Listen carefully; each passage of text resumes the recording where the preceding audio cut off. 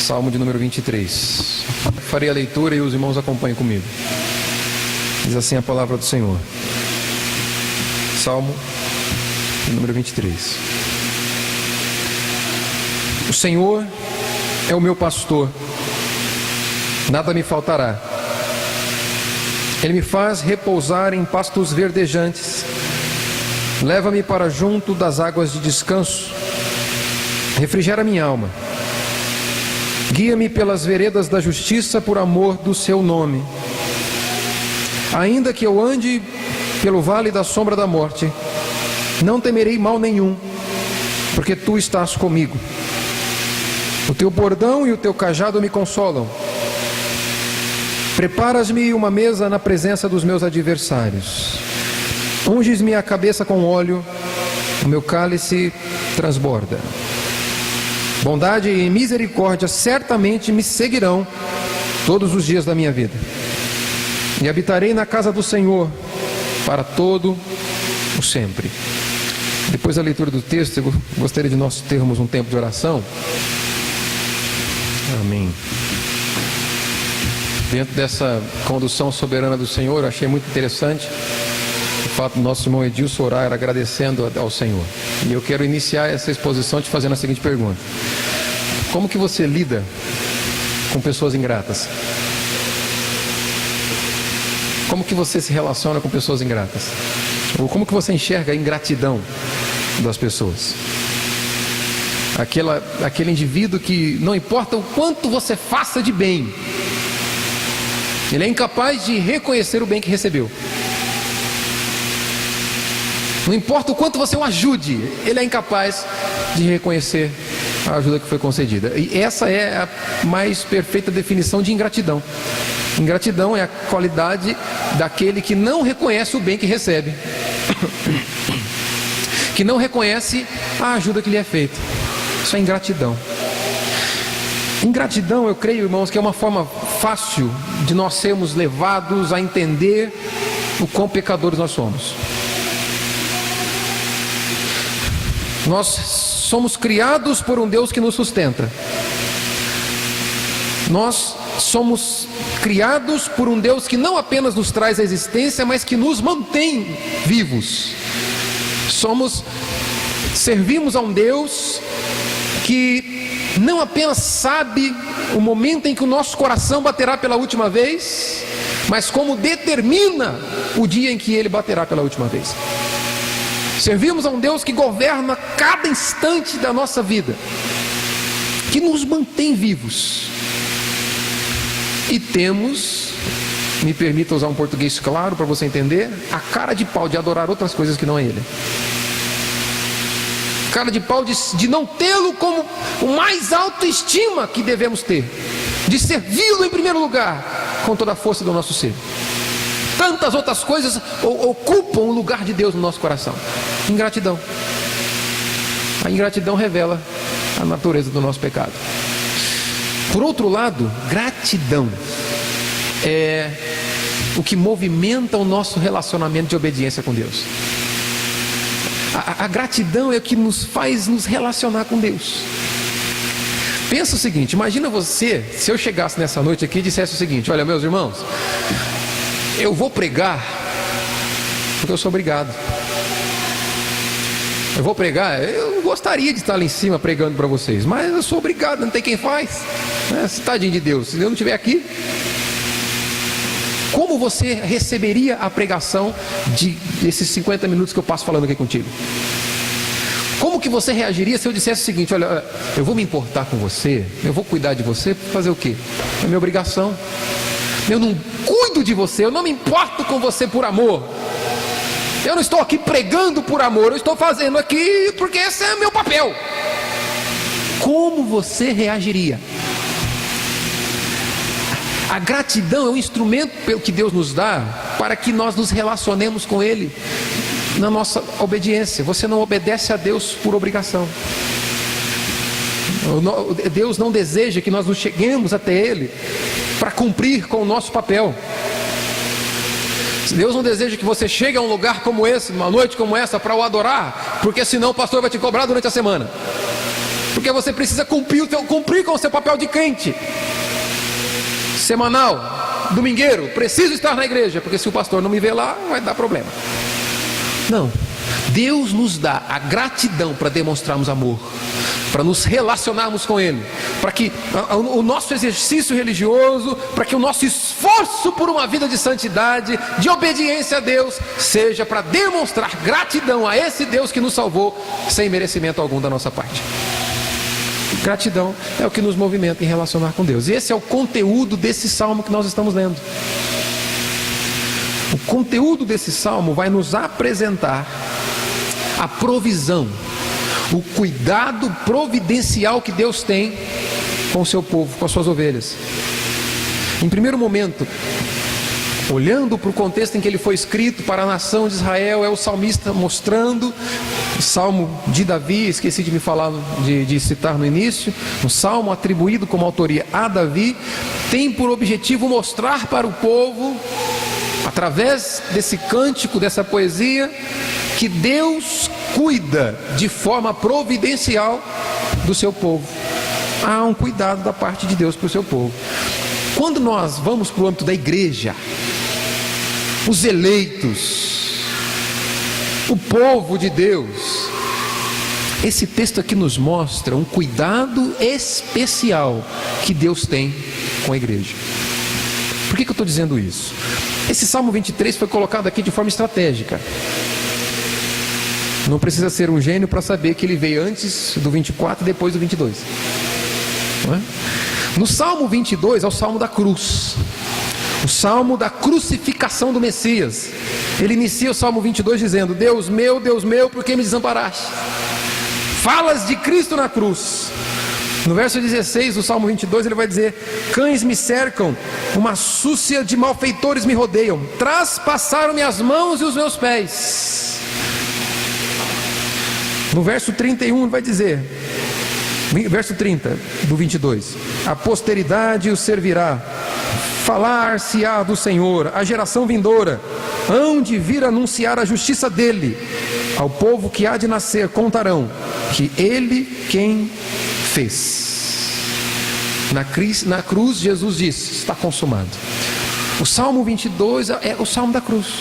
Na cruz é o momento em que foi executado o plano eterno de Deus de resgate do seu povo. Na cruz nós fomos declarados inocentes, não pelo nosso mérito, mas pelo esforço de Cristo. O Salmo 24 trata da vinda do Rei da Glória. Olha só o verso 7: levantai, ó portas, as vossas cabeças,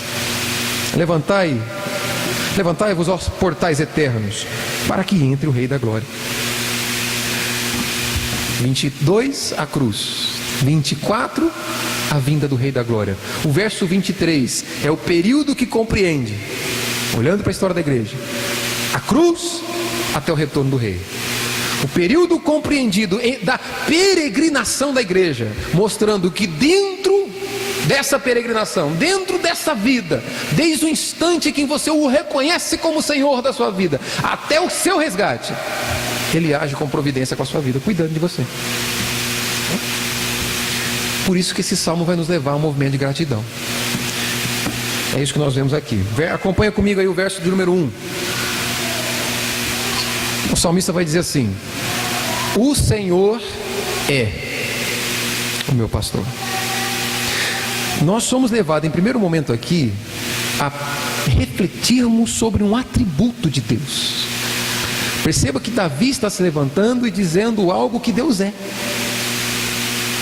Ele está revelando um traço da identidade de Deus. É importante nós pensarmos nisso, irmãos, porque Davi diz: o Senhor é pastor.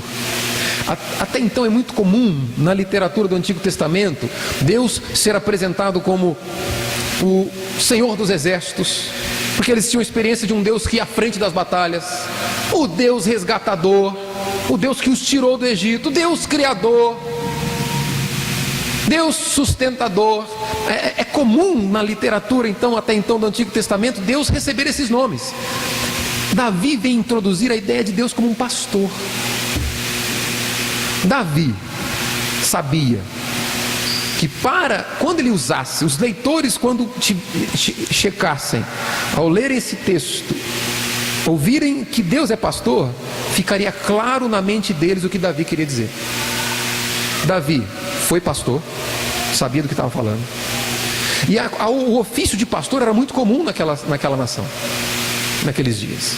Quando Davi diz que Deus é pastor, ele quer dizer o seguinte: olha, o Deus que nós servimos, o Deus que nos criou, não é aquele Deus que está sentado num trono, que te criou e te deixou aqui para que você viva bem ao teu bel prazer, te deixa à mercê de você mesmo e não se intromete com a sua vida. Quando ele diz, o meu Senhor, o Senhor é pastor, ele está dizendo o seguinte: olha, o Deus que me criou é aquele que intimamente cuida de mim. A figura do pastor mostra aquele que cuida particularmente das ovelhas, de forma próxima, perto, chegado, íntimo. Davi está dizendo: o Senhor cuida particularmente, intimamente de mim. E Davi aqui também faz uma declaração ousada, porque ele não apenas diz que Deus é Senhor, que o Senhor é pastor, mas ele diz: o Senhor é o meu pastor. Ele traz Deus para um cuidado particular e íntimo. É muito comum nos Salmos, na literatura antiga, esse cuidado de Deus com a nação de Israel, com o povo de Israel. Davi vem e apresenta um Deus que não apenas se relaciona com o povo como um todo, com a igreja como um todo, mas um Deus que se relaciona intimamente, de forma particular, com cada membro desse povo, dizendo: ele é o meu pastor. O cuidado de Deus com a igreja não é apenas com uma massa sem rosto, com uma multidão sem face, sem olhos. O cuidado de Deus é providencial, particular, com cada um dos seus filhos. E quando Davi apresenta Deus como pastor, ele se coloca na condição de ovelha. É importante nós pensarmos nessa metáfora que Davi está usando, porque a ovelha, irmãos e irmãs, é um bicho bobo. A ovelha não é esperta como um cão border collie. Ela é boba, ela é sonsa, é sem noção. Quando Davi vai dizer: olha, conduz por pastos verdejantes, leva-as para as águas tranquilas, se o pastor não conduzir a ovelha, ela morre de fome, ela morre de sede. Se o pastor não cuidar intimamente da ovelha, ela não sabe se virar sozinha. Quando Davi coloca Deus na condição de pastor e você na condição de ovelha, ele está dizendo: olha, você sem Deus não é nada. Você depende completamente do sustento que Deus providencia sobre a sua vida. O Senhor é o meu pastor. E na sequência do verso 1 ele vai dizer: nada me faltará. Agora eu quero fazer, não uma correção, mas uma forma mais clara dessa tradução.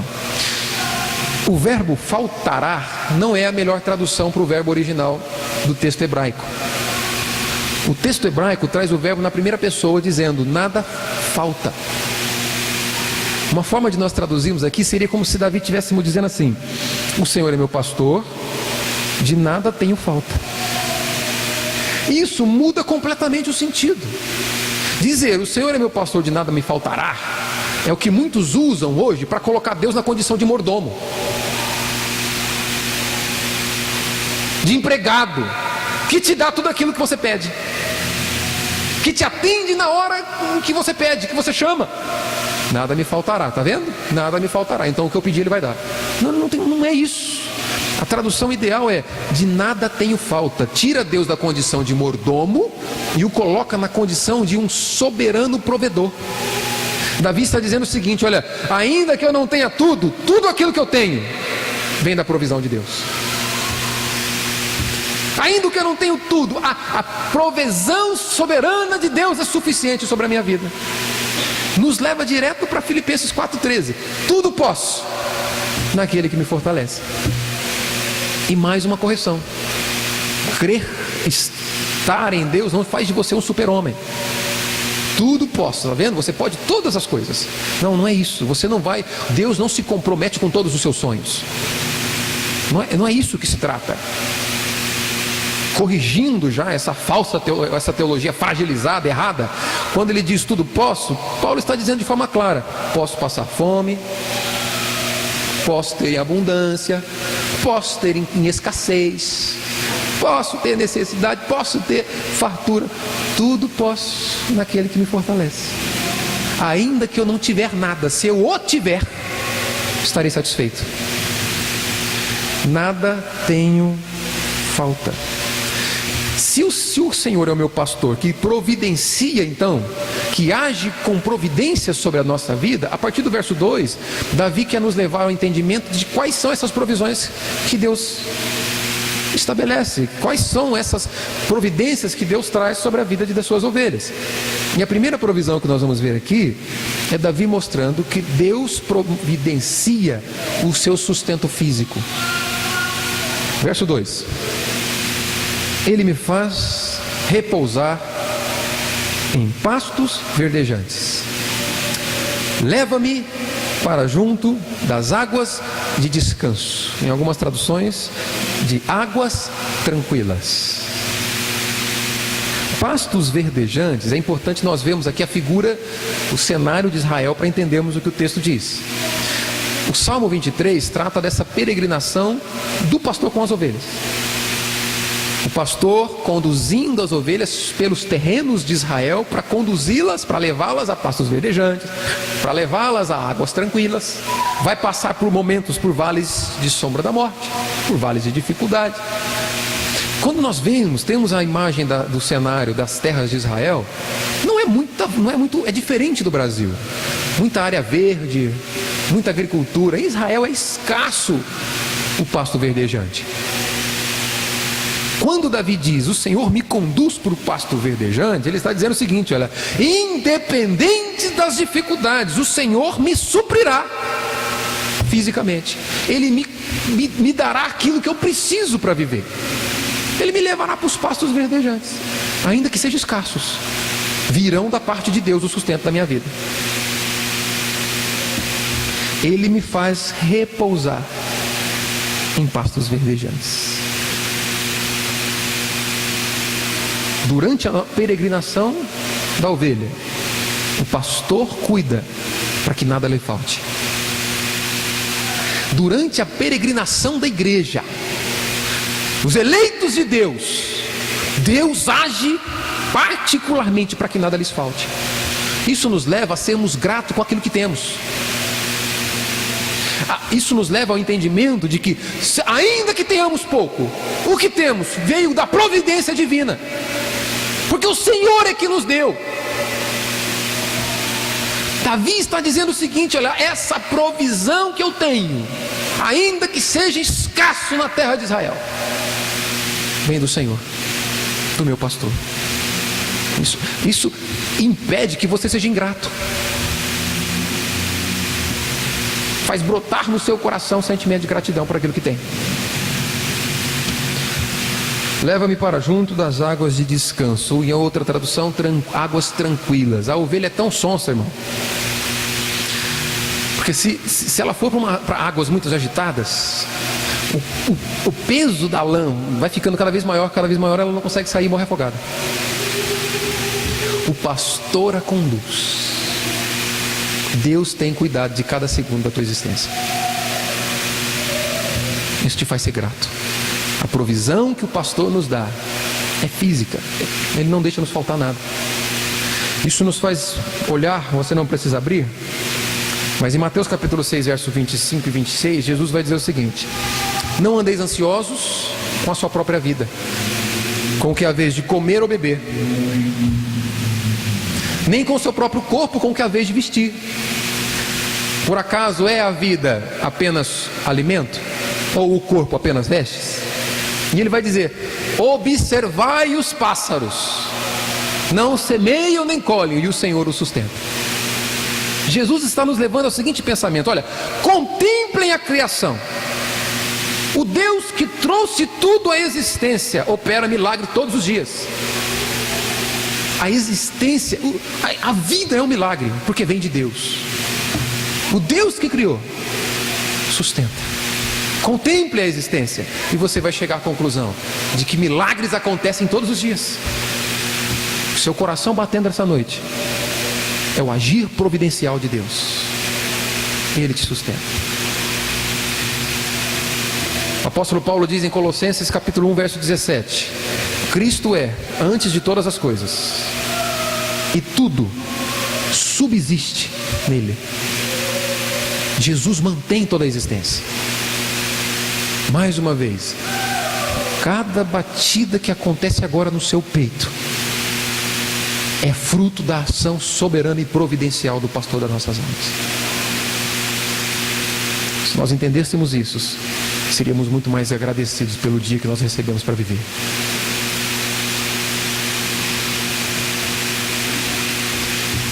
Continuando aqui, além de Deus ser o pastor que providencia o sustento físico, Davi vai nos levar ao entendimento de que é o Senhor que providencia a força da nossa vida, a força da nossa alma.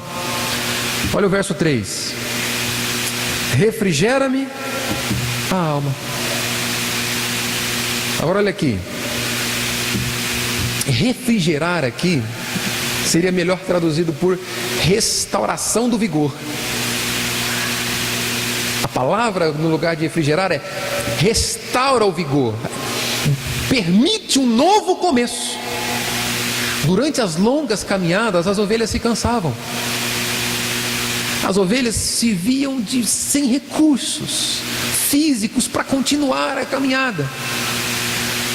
E o que Davi está mostrando é o seguinte: olha, durante a nossa peregrinação, durante o nosso caminhar nessa vida, o nosso viver nessa terra, não faltará renovo da parte de Deus para nós. Não faltará vigor nas nossas almas que faz com que nós fiquemos de pé, dia após dia, na nossa vida com Deus. Ele é quem restaura o nosso vigor. Durante a caminhada, quando a dor vem, quando a vontade, o cansaço, a vontade de desistir vem, o Senhor, pastor das nossas almas, nos põe de pé e nos faz continuar caminhando após Ele. Ele restaura o vigor das nossas almas. Ele que nos dá força da nossa vida. Guarda uma coisa, irmãos. Quem aqui faz caminhada? Só a Silvana. 2, 3. Cuidar mais da saúde. Recado vale para mim também. Em toda caminhada está presente o cansaço. A Bíblia faz questão de nos lembrar que nós estamos longe de casa, que nós estamos nesse mundo, mas nós não pertencemos a ele. A nossa casa é outra, a nossa morada é outra. E esse texto serve para nos lembrar o seguinte: olha, a vida na terra te faz, em algum momento dela, experimentar de cansaço. Mas em nenhum momento em que você experimenta cansaço, você ficará entregue à sua própria mercê, da sua própria força. O pastor das nossas almas é quem restaura o vigor da nossa força. Amém? Nós vemos aqui também com o salmista Davi. Então ele providencia sustento físico, ele providencia a força do nosso vigor, o vigor da nossa alma, e é ele que também providencia o direcionamento das nossas vidas. Veja o verso 3 ainda: guia-me pelas veredas da justiça, por amor do seu nome. Guia, conduz pelas veredas da justiça. O que é isso? Caminho certo, caminho reto.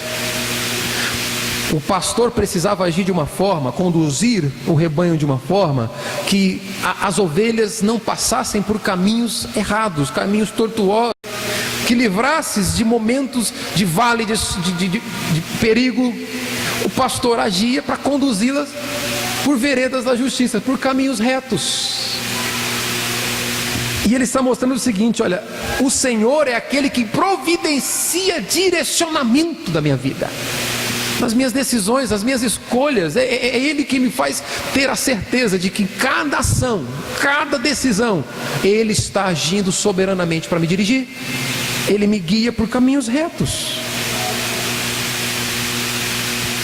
No Salmo 121, não precisa abrir, mas no verso 8, o salmista vai dizer o seguinte: é o Senhor, o guarda de Israel, que guarda a sua saída e a sua entrada.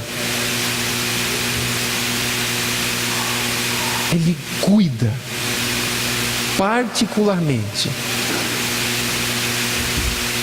para que você ande no caminho reto. Isso é um agir soberano de Deus.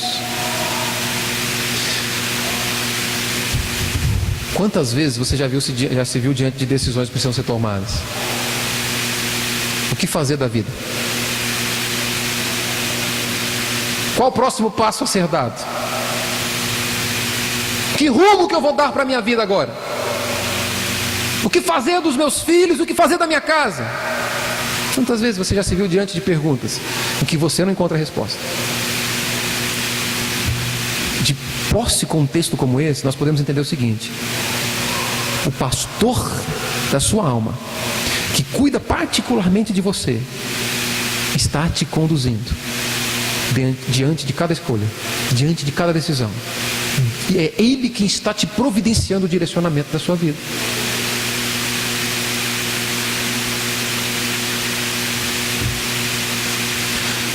Isso aqui nos coloca em condição de paz, irmão.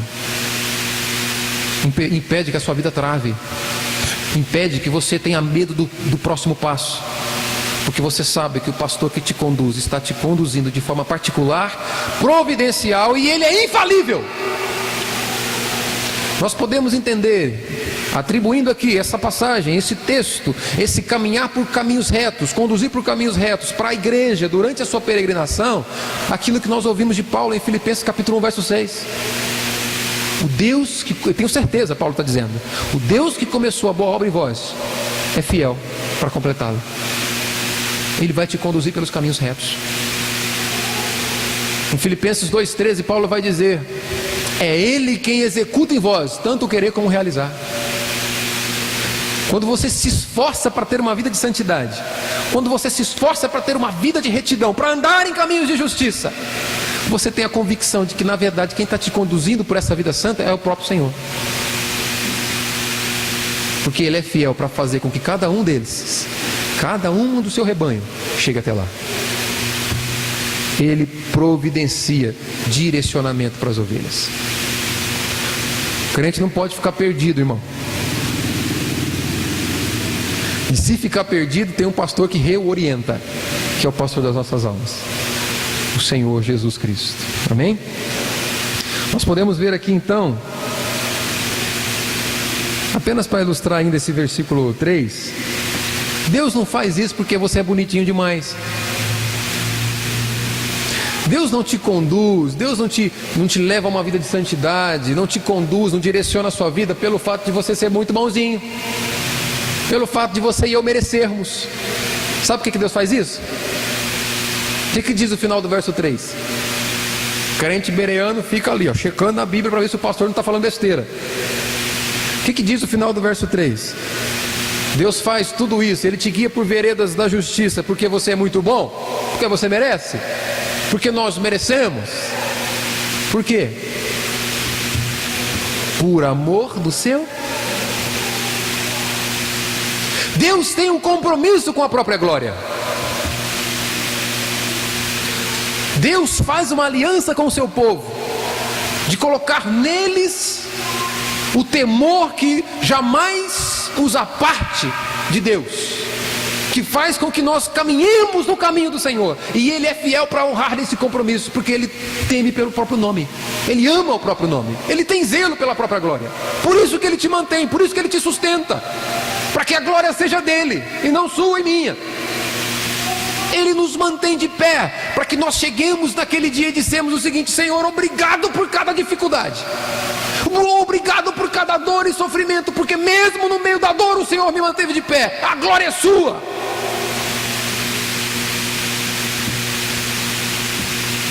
Por amor do seu nome. Nós vemos com esse texto que o pastor das nossas almas também providencia sustento e segurança nos momentos maus. Veja o verso 4. ainda que eu ande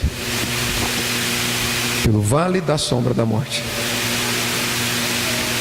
não temerei mal nenhum, porque tu estás comigo. O teu bordão e o teu cajado me consolam. O pastor providencia sustento e segurança no momento de dor, nos momentos maus da vida da ovelha. Diante dessa caminhada, era comum, a terra de Israel ela é muito irregular. O Brasil, por ser muito extenso, né, não existe tanta irregularidade de terreno. Mas Israel, por ser um país muito pequenininho, em um pequeno trecho de terra, vai desde altas montanhas a profundos vales. E o pastor tinha que caminhar com as ovelhas por essa terra. E aqui o salmista está dizendo o seguinte: mesmo que. A tradução original, ou o texto original, não é apenas ainda que. A melhor forma seria: mesmo que eu ande pelo vale. O que ele quer dizer com isso? Momentos de vale são inevitáveis na vida de qualquer pessoa.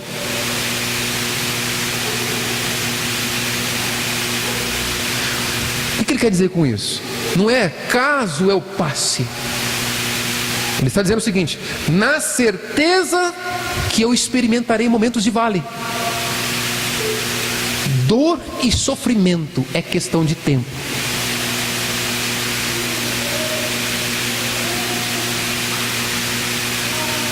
A vida real nos mostra que isso é verdade. Vale de sombra da morte é vale de escuridão.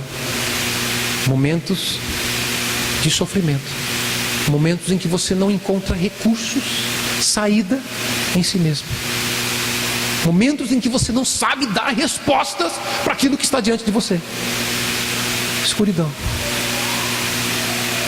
Ele está dizendo o seguinte: olha, mesmo passando por lá, em algum momento a dor vai chegar.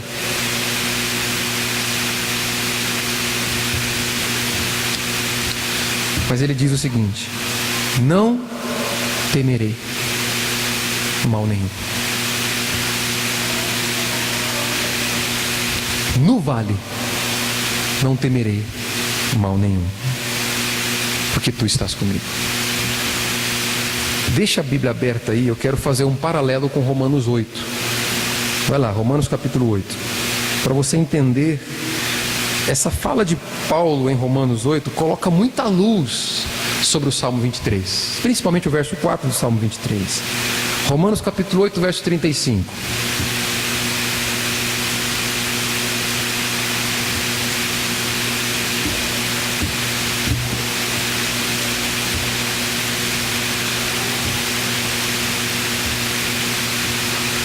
Deixa a Bíblia marcada lá no verso 4 do Salmo 23, que diz: mesmo que eu ande pelo vale da sombra da morte, isso é certo, algum momento vai vir, não temerei mal nenhum,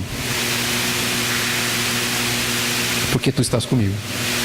Agora olha o verso 35 do capítulo 8 de Romanos. Diz assim: quem nos separará do amor de Cristo? Paulo questiona: quem pode nos separar do amor do pastor das nossas almas? E a partir daí Paulo começa a dar uma série de fatores que poderiam ser possíveis, dizendo: será a tribulação? Será a angústia? A perseguição pode nos separar do amor de Cristo?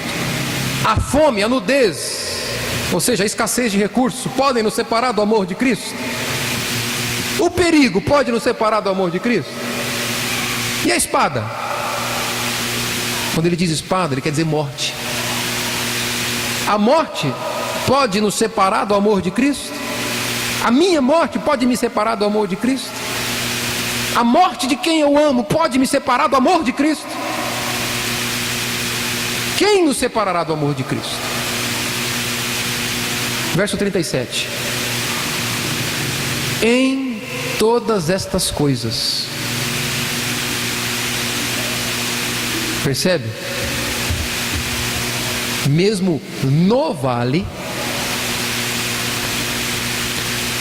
E aqui Paulo dizendo: em todas estas coisas,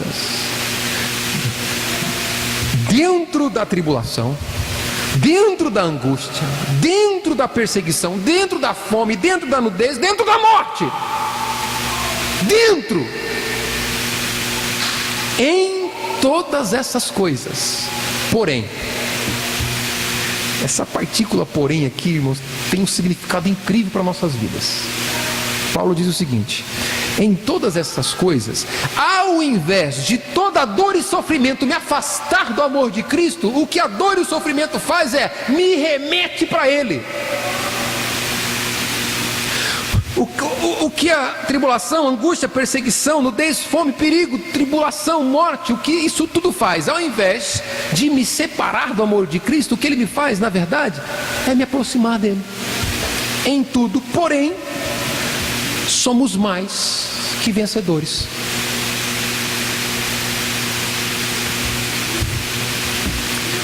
Por que somos mais que vencedores? Ser vencedor é você passar por todas as dificuldades que você enfrenta na sua vida e continuar de pé. Isso é ser vencedor. Vou repetir: ser vencedor é você enfrentar todos os sofrimentos que você enfrenta, que nós enfrentamos, e continuar de pé. Isso é ser vencedor. Sabe o que é ser mais que vencedor? É você passar por tudo isso, continuar de pé, sabendo que na verdade todo esse sofrimento que você enfrentou serve a um propósito eterno de Deus. É você saber que você enfrentando tudo isso, ficando de pé, sabe que Deus não está alheio ao que você está enfrentando, muito pelo contrário, está agindo de forma providencial para que algo aconteça. O que? Verso 28. Sabemos que todas as coisas cooperam para o bem daqueles que amam a Deus. Todas as coisas, em todas essas coisas, esses são todas as coisas. Que todas as coisas? Decepção, angústia, dor, sofrimento, morte, todas essas coisas cooperam para o bem daqueles que amam a Deus. Que bem é esse? Verso 29. Porquanto aos que de antemão conheceu, também os predestinou para serem conforme a imagem de Cristo. Esse é o bem. Esse é o sentido, esse é o propósito de Deus. Paulo está dizendo o seguinte, irmãos: cada decepção, cada dor, cada sofrimento tem por objetivo te remeter para Jesus Cristo, para que cada vez mais e mais você seja semelhante a Ele, para que Deus cumpra o propósito de te fazer a imagem de Jesus Cristo. Por isso que diz: somos mais que vencedores. Verso 28, todas essas coisas cooperam para o bem. É justamente por isso que lá no verso 4 do Salmo 23, ele vai dizer: não temerei mal nenhum. O que ele quer dizer com isso? No vale da sombra da morte, no lugar de adversidades, no lugar de sofrimento, o que essas adversidades e esse sofrimento deveriam fazer em mim é causar mal. Mas eu não temerei mal nenhum. E Paulo, trazendo luz sobre isso, vai explicar o seguinte: porque até aquilo que deveria me causar mal tem por propósito de Deus o meu bem, que é me fazer semelhante a Cristo. Verso 37. Somos mais que vencedores. E agora? Somos mais que vencedores porque somos muito fortes? Somos mais que vencedores porque somos muito capazes? Não. Ele continua dizendo o seguinte: somos mais que vencedores por meio daquele que nos amou. É por causa dele. O sustento vem dele. Você fica de pé por causa dele. Ele te faz permanecer no meio da dor por causa dele. Você consegue vencer o sofrimento por causa dele, por meio dele. Por isso que o verso 4 o salmista vai dizer: não temerei mal nenhum. Por quê? Porque tu estás comigo. O segredo é o pastor. Não é você, não sou eu, o segredo é Ele. Tudo é para a glória dEle. Inclusive o dia em que você vence a sua dor, é para a glória dEle. Porque mesmo no meio do vale de sombra da morte, nós encontramos proteção e direção da parte de Deus. É isso que diz, que significa: o teu bordão e o teu cajado me consolam. Depois que ele finaliza o verso 4, volta agora comigo lá para Salmo 23.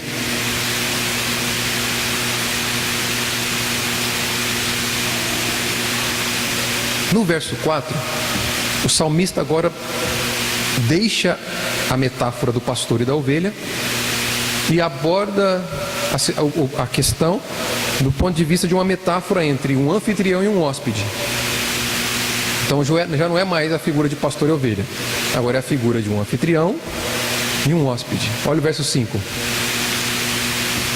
preparas-me uma mesa. Ele continua falando que é Deus quem providencia o seu sustento, mas agora usa a figura de um anfitrião, dizendo: preparas-me uma mesa, prepara o sustento na presença dos meus adversários. Uma coisa que é interessante a gente entender aqui: esse adversário a qual Davi está se referindo não é aquele vizinho mala. Eu não sei, não precisa levantar a mão. Alguém tem vizinho mala? Sabe aquele vizinho mala que você está fazendo seu devocional, você está preparando o sermão de domingo à noite e o cara está com o som estralado? Nada particular. E sabe, tem vizinho mala. O adversário não é ele. Não é isso que Davi está dizendo. O adversário naquele contexto eram homens que respiravam ódio contra Davi, que queriam matá-lo a qualquer custo. E ele está dizendo o seguinte: olha, ainda que lá fora o ambiente é hostil, aqui dentro, na presença do Senhor, jamais falta suprimento. Ainda que a vida me apresente adversários, me apresente dificuldades, adversidades, Deus não deixa de me suprir. Esse é o sentido da expressão: na presença dos meus adversários. Ele continua dizendo no verso 5: unges-me a cabeça com óleo, meu cálice transborda. Era uma prática comum em Israel, quando um convidado era bem-vindo, quando um convidado era especial, o anfitrião, para mostrar que o convidado era bem-vindo ali na casa do anfitrião, o anfitrião ungia a cabeça dele com óleo, dava água para ele lavar os pés, derramava óleo sobre a cabeça dele para mostrar o seguinte: olha, você é bem-vindo aqui, você é um hóspede especial. E o que Davi está dizendo é que, olha, Deus me trata assim, o pastor me trata dessa forma, como alguém querido, como alguém especial. Jesus também trata disso lá em Lucas capítulo 7, quando a mulher pecadora, na fala do fariseu Simeão, vem chorando, rega os pés dele, com o cabelo enxuga os pés dele e derrama bálsamo, um perfume valioso nos pés de Jesus, para ungir o pé de Jesus. Jesus vai dizer para Simeão o seguinte: Simeão pensa, né? E cochicha: vai, ele não sabe que essa mulher é pecadora? Jesus vai dizer para Simeão o seguinte: olha, eu cheguei na tua casa, você me convidou, você não me deu água para lavar os pés, e essa mulher está lavando os pés, meus pés, com as suas lágrimas. Você não ungiu a minha cabeça com óleo, e ela está ungindo meus pés com bálsamo. Você não me considerou importante para você, ela sim me considerou importante para ela. Essa é a figura que o salmista traz aqui: unges minha cabeça com óleo. Para o meu pastor eu sou importante, para o meu pastor há um cuidado especial, particular. Ele me considera como alguém querido, o meu Senhor. Você serve, irmãos, a um Deus que é Pai. Em Cristo você não se relaciona com o Deus do Monte Sinai, que quando chega treme a terra. Em Cristo você se relaciona com aquele Deus que é Pai, que te deseja na intimidade do seu quarto para que você fale com Ele, no momento em que você e ele apenas experimentarão de proximidade e desse cuidado especial que ele dá para seus filhos. Esse é o pastor.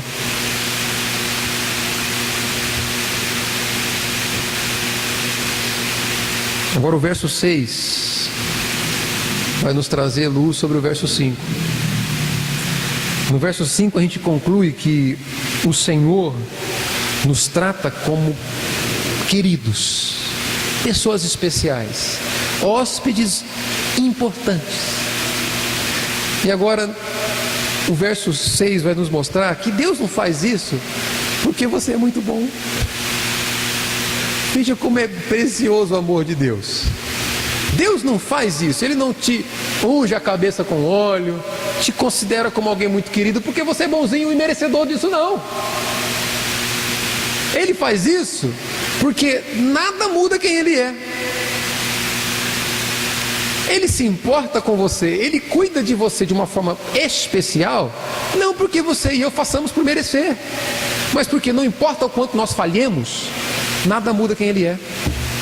Verso 6, para encerrar, o salmista diz assim: bondade e misericórdia certamente me seguirão todos os dias da minha vida. Essas duas palavras aqui, bondade e misericórdia, em algumas outras traduções, misericórdia é traduzida por fidelidade. A bondade com a qual Davi apresenta Deus aqui, o relacionamento de Deus para com ele, é aquilo que Deus disponibiliza para toda a humanidade. Deus é bom. A chuva vem para todos. A chuva vem para justos e ímpios. O sol nasce para salvos e não salvos, crentes e descrentes. A vida Ele dá para todos. O ar que respiramos Ele dá para todos. Bondade. Agora, misericórdia, a palavra traduzida por misericórdia, fidelidade, é algo constante em Deus. A melhor forma de traduzir isso seria amor inabalável.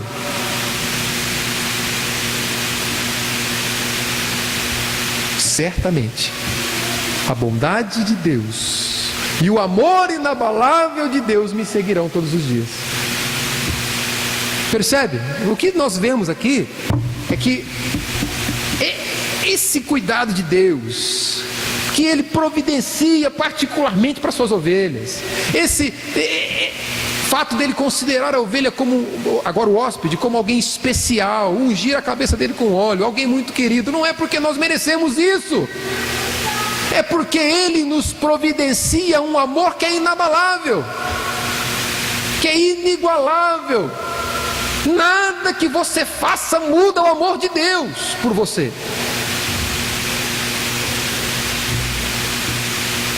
Até mesmo aquela ingratidão que você apresenta, você e eu apresentamos diante de Deus todos os dias, não muda o amor inabalável que Ele tem por nós, porque o seu amor é inabalável, é fiel.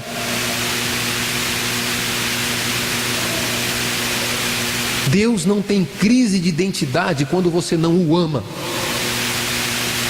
porque Ele sabe que você e eu somos pecadores, incapazes de amá-lo na perfeição que Ele merece. Mas ainda assim, o amor dele não muda. Ainda assim, Ele continua te considerando como alguém querido. Ele continua te considerando como uma ovelha que é incapaz em si mesmo, que depende completamente do cuidado dele. Ele continua te considerando como um hóspede especial, mas porque Ele é amor. Nós vemos aqui o amor inabalável de Deus.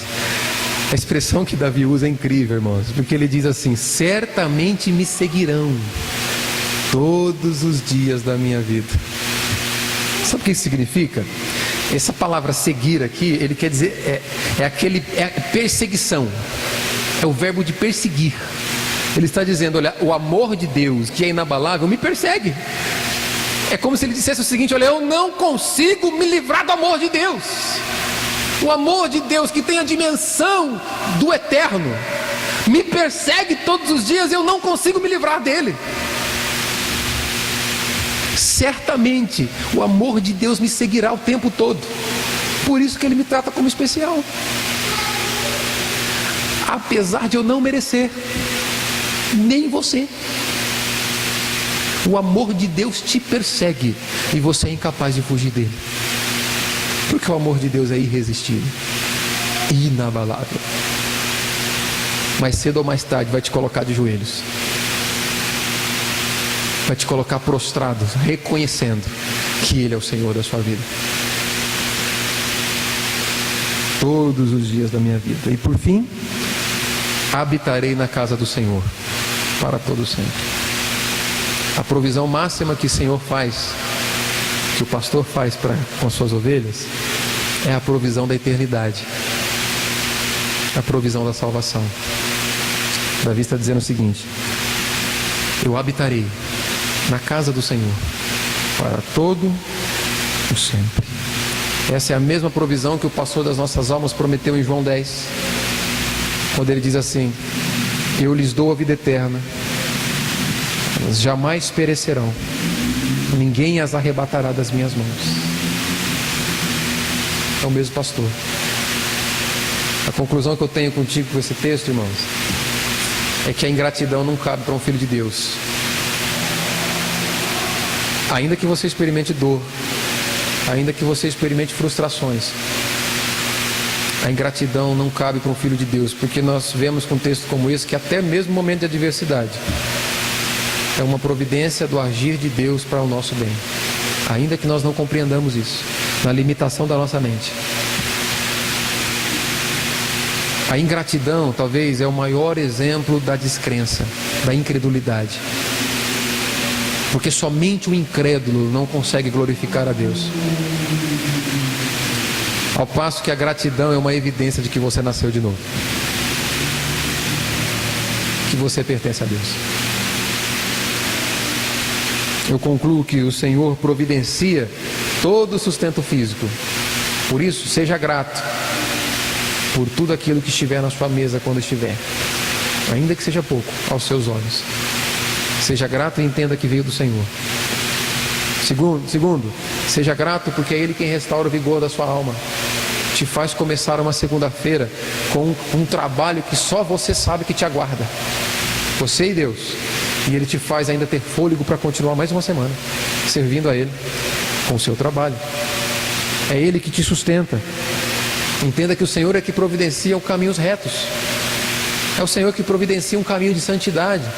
Toda vez que você conseguir vencer o pecado, lembre, Deus fez, Deus agiu. É Ele que providencia o livramento, o sustento no vale da sombra da morte. Entenda que passando pelo vale, ainda assim, o mesmo Deus que estava contigo nos pastos verdejantes e nas águas tranquilas, é o Deus que está contigo também no vale da sombra da morte.